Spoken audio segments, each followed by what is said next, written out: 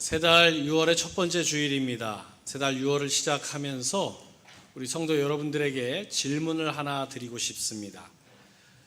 지난 5월 한 달을 돌아보시면서 여러분 5월 한 달 동안 얼마나 기뻐하며 사셨습니까? 나한테 기뻐할 일이 있었는가 혹시 잘 생각이 안 나신다면 평소 우리가 언제 기뻐한가를 따져보면 내가 얼마나 기뻐했는지를 알 수 있을 겁니다. 우리가 평소 언제 주로 기뻐합니까? 일이 잘 됐을 때 기뻐합니다. 예를 들어 사업이 잘 되거나 또는 무슨 시험에 합격을 했거나 승진을 했거나 월급이 올랐거나 건강검진을 받았는데 아무 이상 없이 건강하다, 그런 판정을 받았을 때 기뻐하지요. 그럼 반대로 일이 잘 안 되면 어떻습니까? 기뻐할 일이 없습니다. 그래서 일이 잘 될 때만 기뻐하다 보면 한 달 내내 기뻐할 일이 없이 그렇게 지나갈 때도 많이 있습니다. 사업이 항상 잘 되는 것도 아니고 월급이 매달 오르는 것도 아니고 건강검진이라는 거 잘해야 1년에 한 번 하지 않습니까? 그러니까 한 달 동안 기뻐할 일이 하나도 없이 지낼 수도 있다는 것입니다. 그런데 성경을 보면 항상 기뻐하라고 말씀합니다. 여기에는 일이 잘 될 때 기뻐하는 것뿐만 아니라 그 반대의 경우도 포함됩니다. 그래서 마태복음 5장 11절 12절을 보면 이렇게 말씀하지요. 나로 말미암아 너희를 욕하고 박해하고 거짓으로 너희를 거슬러 모든 악한 말을 할 때에는 너희에게 복이 있나니 기뻐하고 즐거워하라. 욕을 먹고 악한 말을 듣고 핍박을 당해도 기뻐하고 즐거워하라고 말씀합니다. 또 야고보서 1장 2절은 이렇게 말씀하지요. 내 형제들아 너희가 여러 가지 시험을 당하거든 온전히 기쁘게 여기라. 고린도후서 12장 10절도 이렇게 말씀합니다. 내가 그리스도를 위하여 약한 것들과 능욕과 궁핍과 박해와 곤고를 기뻐하노니. 시험을 당해도 모욕을 당하고 가난해지고 핍박과 괴로움 받을 때에도 기뻐하라고 말씀하십니다.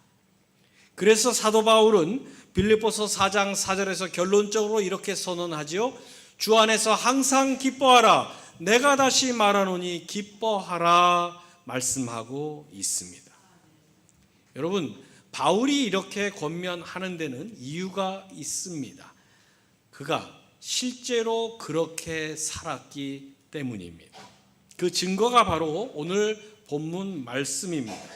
오늘 본문인 빌립보서는 바울의 옥중 서신 중에 한 권이지요. 즉 감옥에서 쓴 편지입니다. 그런데 바울은 오늘 본문 4절에서 빌립보 교회를 위해 기도할 때 자신이 기쁜 마음으로 기도한다, 그렇게 말합니다. 여기서만 그런 것이 아니라 바울은 빌립보서 곳곳에서 기쁨이라는 표현을 많이 사용하고 있습니다. 이 기쁨이라는 말이 빌립보서에 총 16번 등장하는데요. 다른 성경에는 이 기쁨이라는 말이 그렇게 많이 등장하지 않습니다. 그래서 이 빌립보서가 작은 책임에도 불구하고 성경에서 기쁨이라는 단어가 가장 많이 쓰여진 책으로 꼽힙니다. 그래서 성경학자들이 이 빌립보서를 기쁨의 서신이다, 그렇게 부르기도 하는데요. 여러분, 바울은 감옥에서도 항상 기뻐하라는 말씀대로 살 수 있다는 걸 보여주었습니다. 특별히 빌립보서가 보여주는 바울의 기쁨에는 두 가지 중요한 특징이 있습니다. 첫째, 바울의 기쁨은 상황이나 환경에 지배당하지 않는 기쁨입니다. 바울은 지금 감옥에 갇혀 있습니다. 감옥이 기뻐할 수 있는 곳입니까? 또 거기서 기뻐할 만한 일이 뭐가 그리 많이 있겠습니까? 그런데 바울은 기뻐했습니다. 왜 그랬습니까? 바울의 기쁨은 상황이나 환경에 지배당하지 않는 기쁨이기 때문입니다. 이런 기쁨이 어떻게 가능합니까? 여러분, 사람은 보통 일이 잘 됐을 때 기뻐합니다. 제가 운전면허 실기시험을 2번 떨어지고 3번째 붙었는데요. 3번째 붙었다라는 발표가 났을 때 얼마나 기뻤는지 모릅니다. 아마 제가 기뻐하는 모습만 보면 무슨 고시라도 패스한 모습이었을 거예요. 그만큼 정말 기뻤습니다. 사람이요, 작든지 크든지 일이 잘 될 때 기뻐하는 것, 그건 인지상정이지요. 그런데 바울은 어떻습니까? 지금 감옥에 갇혀 있습니다. 일반적으로 일이 잘 됐다라고 말할 수 있는 상황이 아니죠. 정반대의 상황에 놓여 있는 겁니다. 그런데도 기뻐했습니다. 거기서만 그치는 것이 아니라 빌립보 교회 성도들에게 항상 기뻐하라고 강력하게 권면하고 있습니다. 어떻게 이럴 수 있습니까? 바울에게는 상황이나 환경에 지배당하지 않는 십자가의 은혜가 있기 때문입니다. 여러분, 이건요, 세상 어디에서도 얻을 수 없는 기쁨입니다. 돈 많다고 얻을 수 있는 것도 아니고, 공부 많이 했다고 얻을 수 있는 것도 아니고, 인생 오래 살았다라고 얻어지는 게 아닙니다. 십자가의 은혜는 오직 예수 십자가의 보혈로 얻어지는 것입니다. 그런데 예수 십자가의 보혈을 위해서 내가 한 것은 아무것도 없습니다. 혹시 내가 믿었으니까 구원받은 것 아니냐, 그렇게 생각하신다면 대단한 오해입니다. 여러분의 믿음도 하나님의 은혜의 선물이기 때문입니다. 에베소서 2장 8절이 이걸 증거합니다. 너희는 그 은혜에 의하여 믿음으로 말미암아 구원을 받았으니 이것은 너희에게서 난 것이 아니요 하나님의 선물이라. 여러분, 우리의 믿음도 우리의 구원도 다 하나님께서 은혜로 주신 선물입니다. 받을 만한 자격이 있어서 주신 것도 아니고 그거 받으라고 특별한 노력을 한 것도 없습니다. 하나님이 일방적으로 베풀어 주신 말 그대로 선물입니다. 저희 아이가 고등학교 졸업할 때 졸업 선물로 평소에 그렇게 갖고 싶어 했던 이 DSLR 카메라를 제가 큰맘 먹고 사줬어요. 그랬더니 얼마나 좋아하는지요. 평소 잘 부리지 않던 애교도 한동안 부리고요. 말도 한동안 얼마나 잘 듣는지 몰랐습니다. 그때 제 생각이 1년에 카메라 한 대씩만 사주면 매일 효도하겠구나. 우리가 바라는 걸 선물로 받으면 그렇습니다. 누구나 선물 앞에서 기뻐하지 않습니까? 특별히 그 선물이 내 능력으로 가질 수 없는 것, 내 노력으로 얻을 수 없는 선물을 받게 되면 누구라도 기뻐하지 않을 수 없는 것이지요. 그런데 저와 여러분이 그 선물을 받았습니다. 예수 그리스도를 통해 구원받고 하나님 자녀 돼서 이제 천국 시민으로 살게 된 것입니다. 이건 노력으로 얻을 수 있는 것이 아닙니다. 이건 어떤 사회적 조건으로 자격으로 얻을 수 있는 것이 아닙니다. 그래서 여러분, 하나님의 자녀는 어떤 상황에서도 기뻐할 수 있습니다. 바울 보십시오. 그래서 감옥에서도 그는 기뻐했습니다. 그런데 왜 우리가 구원받아 하나님의 자녀가 됐는데도 예수 믿으면서 기쁨이 없습니까? 상황이나 환경을 가지고 기뻐하려고 하기 때문입니다. 남들이 기뻐할 만한 상황이 되고 남들이 고마워할 만한 그런 환경이 되면 내가 기뻐할 수 있겠다 생각하기 때문이죠. 거기에는요, 믿음이 필요 없어요. 수십억 원짜리 로또 복권 1등 당첨돼 보십시오. 그거 당첨됐는데 기뻐 안 할 사람 세상에 어디 있겠습니까? 누구라도 다 기뻐합니다. 그런 환경으로, 그런 상황으로 기뻐하려다 보니까 예수 믿는데도 내 안에 구원받은 하나님의 자녀로 살고 있고 천국 시민으로 살고 있는데도 내 안에 기쁨이 없는 겁니다. 그런데 예수 믿는 사람은 일이 잘 되는 그런 상황이 아니라 그 반대의 상황에서도 기뻐할 수 있습니다. 왜 그렇습니까? 예수 믿는 사람은 상황이나 환경에 지배당하지 않기 때문입니다. 구원의 감격, 구원의 기쁨을 가지고 살아가는 사람은 어떤 상황에 처하더라도, 어떤 환경에 놓이더라도 여러분의 기쁨을 빼앗아 갈 수 없습니다. 하박국 선지자가 이걸 잘 보여줍니다. 포도나무에 열매가 없고 감람나무에 소출이 없고 외양간에 소가 없는 상황인데도 그가 어땠습니까? 하박국 3장 18절을 보십시오. 나는 여호와로 말미암아 즐거워하며 나의 구원의 하나님으로 말미암아 기뻐하리로다. 새달 6월을 시작하신 사랑하는 성도 여러분, 이 한 달도 상황이나 환경을 놓고 보면 여러분 기뻐하실 일이 별로 없으실 겁니다. 그러나 하나님의 자녀는 어떤 상황에서도 기뻐할 수 있습니다. 하박국 선지자처럼 어떤 상황도 빼앗지 못할 기쁨이 충만한 복된 한 달 살아가시길 주님의 이름으로 축원합니다. 두 번째로, 바울의 기쁨은 빌립보 교회를 통해 얻은 기쁨입니다. 여러분, 빌립보 교회는 감옥에 갇혀 있는 바울에게 기쁨의 원천이 된 교회였습니다.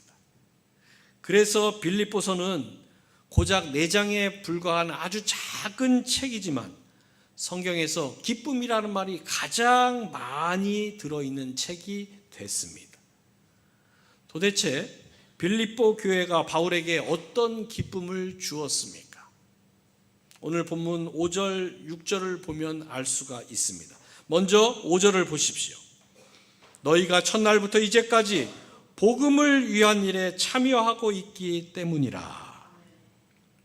첫날부터 이제까지, 즉 빌립보 교회는 바울이 그 교회를 세운 날부터 바울이 감옥에 갇혀있는 지금까지 복음을 위해 헌신하고 있습니다. 그런데 여러분, 복음을 위해 헌신한다는 거 결코 쉬운 일이 아닙니다. 예나 지금이나 복음을 위해 헌신하는 것은 환영받는 일이 못 됩니다. 사람들이 싫어하거나 꺼려합니다. 또 한 발 더 나가서는 복음 전하는 일 때문에 핍박당하는 일도 얼마든지 겪을 수 있습니다. 그런데 빌립보 교회는 바울이 밖에 있을 때나 옥에 갇혀 있을 때나 변함없이 복음을 위해 헌신했습니다.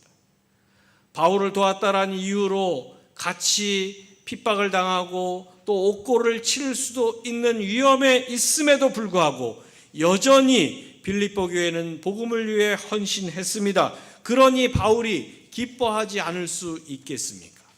저는 우리 교회도 이런 교회가 될 수 있길 간절히 바랍니다. 왜냐?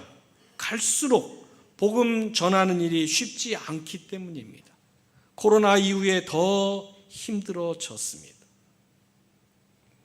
제가 가끔씩 우리 교회가 섬기는 미자립교회 목사님들과 통화를 할 때가 있습니다. 그러면 안부를 묻는데요, 코로나 이후에 더 지치고 힘 빠질 때가 많다, 그런 하소연을 들을 때가 많습니다. 또 선교지에서 가끔씩 이메일이나 편지를 통해 선교 소식을 보내주는데요, 선교가 너무너무 잘 되고 있습니다. 복음이 너무너무 왕성하게 전파되고 있습니다. 그런 소리가 들리면 참 좋을 텐데 반대로 선교하기가 점점 어려워지고 있습니다. 특별히 코로나 이후에는 이런 이유 저런 이유로 힘든 상황에 있습니다. 그런 선교 편지를 많이 받게 됩니다. 이럴 때 우리 교회가 미자립교회 목사님들과 선교사님들에게 힘이 돼주고 기쁨이 돼주는 교회가 될 수 있길 간절히 바랍니다. 빌립보 교회가 그랬습니다. 빌립보 교회는 바울에게 힘이 돼주고 기쁨이 돼주는 그런 교회였습니다. 그 증거가 7절 말씀입니다. 7절을 보십시오. 내가 너희 무리를 위하여 이와 같이 생각하는 것이 마땅하니 이는 너희가 내 마음에 있음이며 나의 매임과 복음을 변명함과 확정함에 너희가 다 나와 함께 은혜에 참여한 자가 됨이라. 너희가 내 마음에 있음이며. 빌립보 교회는 바울의 마음 안에 있는 교회였습니다. 바울이 갇혀 있을 때나 복음을 위해 수고할 때나 언제나 바울과 함께한 교회였기 때문입니다. 그래서 바울은 빌립보 교회를 생각하면 마음속에 늘 감사와 기쁨이 충만해졌습니다. 저도 제 마음속에 그런 교회가 있습니다. 제가 군목 시절 군인교회 건축할 때 경험한 일인데요. 그 군인교회는 군인들이 모이는 교회다 보니까 헌금을 해도 얼마를 하겠습니까? 재정이랄 것도 없습니다. 그러다 보니까 교회 건축을 하려면 민간 교회의 후원을 받아서 건축을 해야 되는데요. 제가 있던 그 부대의 교회도 너무 낡고 거의 붕괴 직전이어서 건축을 해야만 했고, 또 그래서 여러 교회, 아는 교회나 또 소개받은 교회에 도움을 요청을 했습니다. 그래서 많은 교회를 찾아다니며 도움을 요청했는데요. 한 번은 인천에 있는 어느 큰 교회에서 군선교 차원에서 군인교회 건축을 도와주겠다 연락이 왔습니다. 그래서 그 목사님하고 약속을 잡았습니다. 약속된 날 저 강원도 화천 최전방에서 인천까지, 지금은 길이 좋아져서 시간이 좀 단축됐지만 그때는 한 3시간 반 걸렸어요. 3시간 반 운전하고 그 교회를 찾아갔는데, 그 목사님과 대화를 하는데 이런저런 교회 상황을 쭉 설명해 주시더니 이래서 이런 어려움이나 이런 좀 교회에 문제가 있어서 결론은 도와줄 수 없다. 제가 그 이야기를 듣는데요, 어찌나 서운하고 또 화가 나던지요. 아니 목사님, 그러면 전화해서 오지 말라고 하셔야 되는 거 아닙니까? 라고 속으로 화를 냈어요. 그 앞에서는 뭐라고 못하고 돌아오는데, 다시 3시간 반을 운전하고 돌아오는데 정말 맥이 빠진 채 돌아왔던 그런 기억이 있습니다. 그런데 그 일이 있고 나서 얼마 후에 춘천에 있는 어느 교회에서 이 군목들 모임이 있어서 간 적이 있는데요. 가서 이런저런 이야기를 하다가 교회 이제 상황에 대한 보고를 하고 또 건축에 대한 이야기가 자연스럽게 나왔습니다. 그 교회 목사님께 생각나시면 저희 교회 건축을 위해서 기도해 주십시오, 그렇게 요청을 드렸는데요. 그리고 한 달쯤 지나서 연락이 왔습니다. 제가 모였을 때 그때가 가을이었는데 교회에 난로나 온풍기나 이런 것들이 시원찮아서 난방 대책이 좀 필요한 상황이었거든요. 그런 이야기가 나왔었는데 그걸 어떻게 기억하셨는지, 교회에서 온풍기를 한 대 기증하기로 했으니까 와서 가져가라. 제가 너무 감사한 마음에 이제 달려갔는데요. 갔더니 온풍기만 주시는 게 아니라 그 교회 여전도에서 교회 건축한다는 이야기를 어떻게 아셨는지 여전도에서 헌금을 하셔서 그때 상황에서 꽤 큰 금액을 건축 헌금으로 저에게 주셨어요. 온풍기를 받고 또 건축 헌금을 받고 교회로 돌아오는데요, 얼마나 기쁘던지요. 기쁘고 감사하다라는 게 어떤 건지 그때 그 돌아오는 차 속에서 정말 입에서 저절로 찬송이 나오고 흥얼거리면서요, 그걸 온몸으로 체험했던 그런 기억이 있습니다. 한 25, 6년쯤 지났는데요, 지금도 그 교회 제 머릿속에서 생생하게 기억이 나요. 아마 평생 잊을 수 없는 교회가 되지 않을까, 그런 생각을 해봅니다. 사랑하는 성도 여러분, 복음 전하기가 점점 더 어려워지고 있는 시대를 우리가 살아갑니다. 이런 시대에 우리 교회가 빌립보 교회처럼 선교사님들과 미자립 교회들에게 또 어려운 이웃들에게 힘이 돼주고 기쁨을 주는 교회가 될 수 있길 주님의 이름으로 축원합니다. 다음으로 6절을 보십시오. 너희 안에서 착한 일을 시작하신 이가 그리스도 예수의 날까지 이루실 줄을 우리는 확신하노라. 바울은 빌립보 교회를 통해 선한 일을 시작하신 하나님께서 그리스도 예수님이 다시 오시는 날까지 그 일을 완성하실 것을 확신한다라고 그렇게 고백합니다. 그래서 바울은 아직 그 일이 이루어진 게 아닙니다. 눈에 보이는 것도 아닙니다. 그럼에도 불구하고 감옥에 갇혀 있는 상황에서도 기뻐할 줄 알았습니다. 여러분, 이처럼 하나님 자녀의 기쁨은 세상과 달라야 합니다. 일이 잘 되고 성공하고 형통할 때 기뻐하는 것은 예수 안 믿어도 얼마든지 할 수 있습니다. 그러나 하나님 자녀는 일이 잘 안 되고 실패하고 곤고할 때도 기뻐할 수 있어야 합니다. 왜 그래야 합니까? 빌립보서 4장 4절을 다시 보십시오. 주 안에서 항상 기뻐하라. 내가 다시 말하노니 기뻐하라. 성경이 주님이 우리에게 말씀하시기 때문입니다. 항상 기뻐해야 할 사명이 우리에게 있기 때문이죠. 그래서 여러분, 상황이 그렇지 않은데, 환경이, 조건이 그렇지 않은데 내가 기뻐할 일이 있어, 그렇게 여러분 무책임하게 매일매일의 삶을 보내지 마시기 바랍니다. 항상 기뻐하라. 내가 다시 말하노니 기뻐하라. 주님의 명령입니다.